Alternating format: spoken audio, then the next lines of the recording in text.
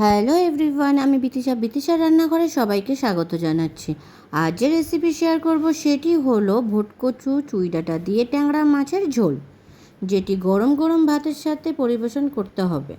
বাবা বাজার থেকে বেশ কয়েকটা বড় ট্যাংরা মাছ এনেছে। এগুলো কিন্তু দেশি ট্যাংরা মাছ। আমি মাছগুলো কেটে নেব।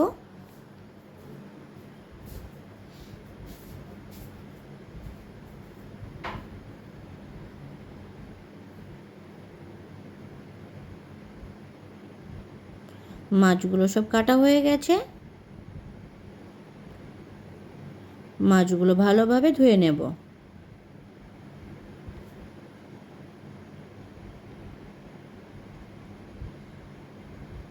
মাছ ধোয়া হয়ে গেছে। মাছগুলো জল ঝরিয়ে একটি পাত্রে নিয়ে নেব। এবার মাছে পরিমাণ মতো লবণ ও পরিমাণ মতো হলুদ দেব। ভালোভাবে মাখিয়ে কিছু সময় রেখে দেব। অন্যদিকে ভুটকচু কেটে ধুয়ে জল ঝরিয়ে রেখে দেব।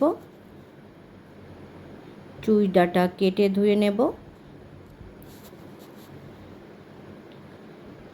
কড়াইতে পরিমাণ মতো তেল গরম করে নেব। তেল গরম হলে লবণ হলুদ মাখানো ট্যাংরা মাছগুলোকে এক এক করে গরম তেলের মধ্যে দিয়ে দেব।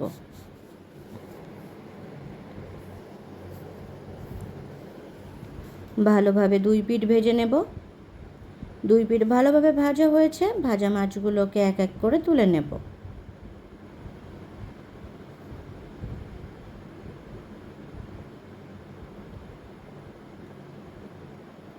গরম তেলে বাকি ট্যাংরা মাছগুলোকেও এক এক করে দিয়ে দেব। দুই পিঠ ভালোভাবে ভেজে নেব। দুই পিঠ ভালোভাবে ভাজা হলে মাছগুলো তুলে নেব।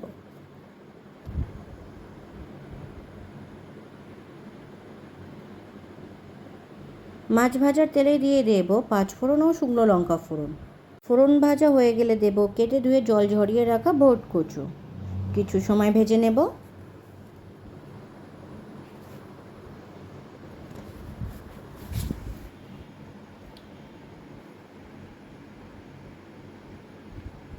ভুটকচু একটু ভাজা হলে দিয়ে দেব চুই ডাঁটা। আরও কিছু সময় ভেজে নেব।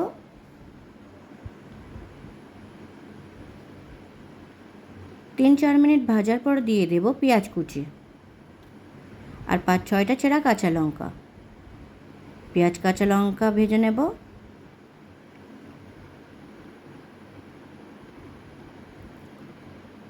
পেঁয়াজ কাঁচা লঙ্কা ভাজা হলে দিয়ে দেব রসুন বাটা আর দেব আদা বাটা।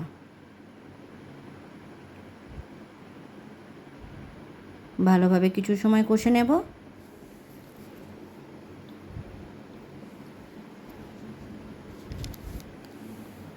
আদা রসুনের কাঁচা গন্ধ চলে গেলে দিয়ে দেব পরিমাণ মতো লবণ আর পরিমাণ মতো হলুদ।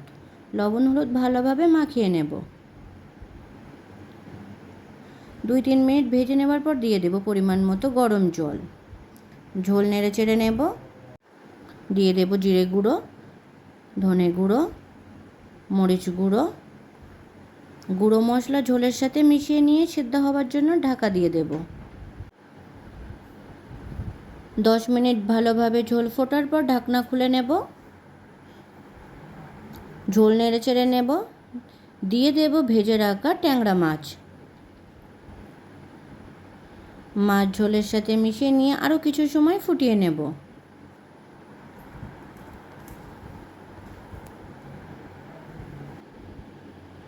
মাঝে মাঝে একটু নাড়াচাড়া করে নেব।